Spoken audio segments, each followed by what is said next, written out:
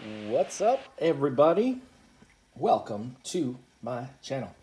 It's time to take a little trip to Kokedamaville.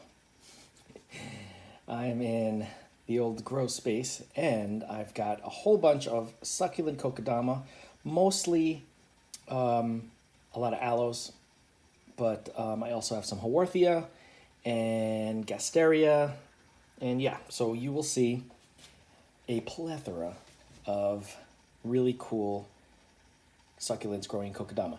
Now, this is the easiest way I have found to grow them because I don't visit them very often. Once a week or once every 2 weeks is usually when I get back here to water them. So I just want to show you how they have grown without my care. Let's start with this one. This one is in a tiny little Kokedama. And for succulents, what I do for Kokedama is I just wrap the roots in sphagnum moss and I bind them with yarn. That's all I do. Very little feed I give them because they don't get much water.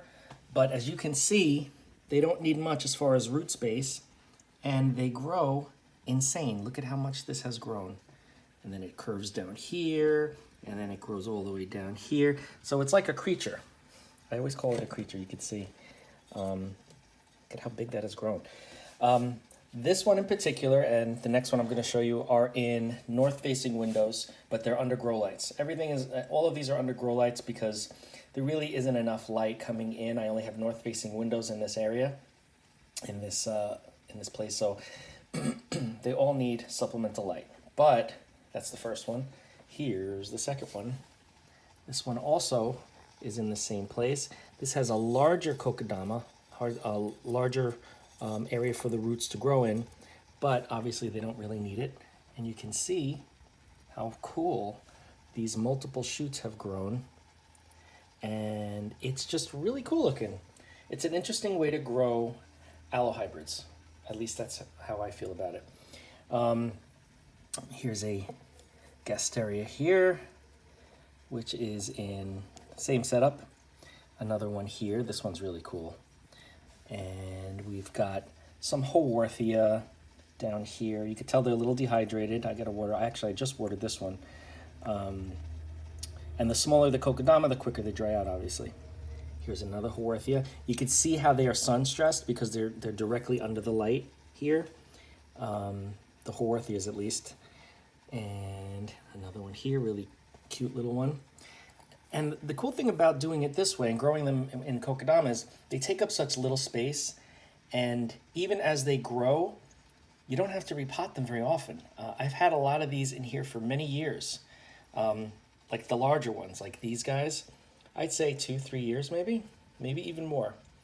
And I have taken cuttings from them too, because all you have to do is cut a branch, let it heal off for about a day or two, and then you can either plant it in dry soil or you can wrap it in dry sphagnum moss.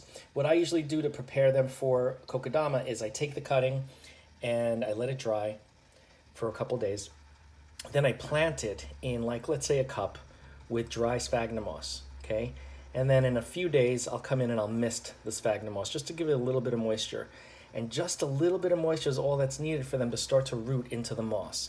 Once you start to see roots growing into the moss, you could take them out and bind the moss and the roots with the yarn. So it's pretty easy. Here's another Haworthia. This one is many years old, actually. I don't even remember, but it's many years. This one is cool. This is a very thin-leaved aloe. I don't remember the name of it, but I'd taken a bunch of cuttings.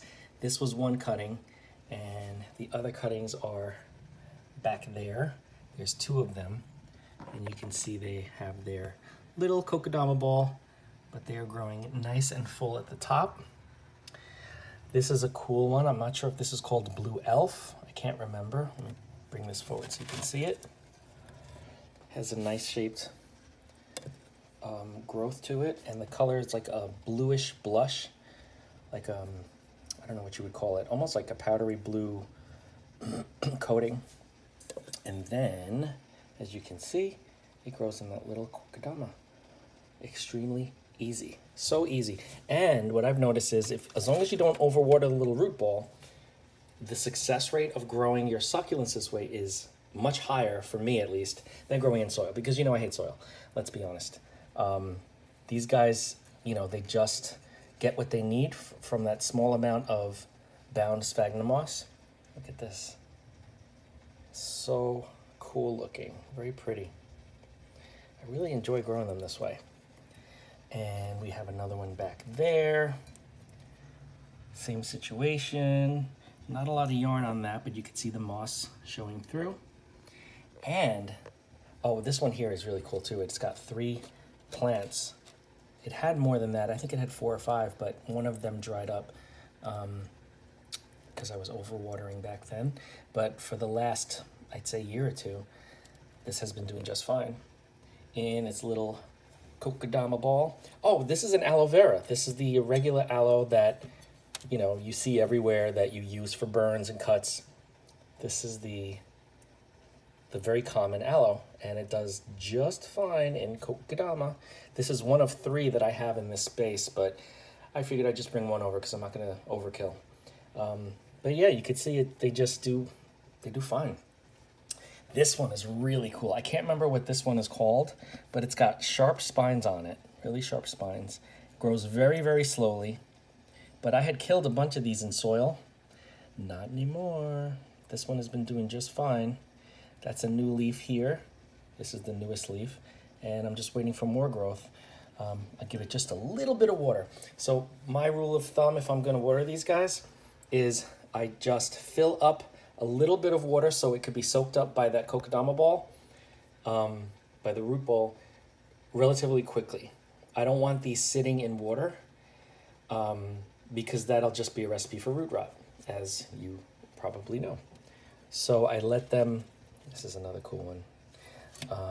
Very dried out, these guys. So yeah, I just fill up a little bit of water, maybe a centimeter of water, so it's enough for the root ball to absorb the moisture and nothing is left standing in the vase or the glass. That is my rule. For the smaller ones, like these guys, I just run them under the sink, or I pour just a little bit of water in and make sure that nothing's left behind. And they do just fine with those conditions. Really, really cool. Here's another Haworthia that has been doing great. It's starting to grow tall. Looks like a pineapple. Very cool. Yeah, so they're very happy, at least happier than they've been in my when I've grown them in soil. They are much happier, even though they're sun stressed because they're so close to the light. You can see they're growing tall, and they're thriving. This one in particular, let me see if I can pull it out of its little container. This one's pupping like crazy. It's got pups growing everywhere. Little babies shooting out. There's a pup there. Another pup over here. So obviously they're happy. And that's all I want. I want them to just grow, thrive, be happy, put out babies, and then I could take some of the babies off and make little Kokedamas of their own.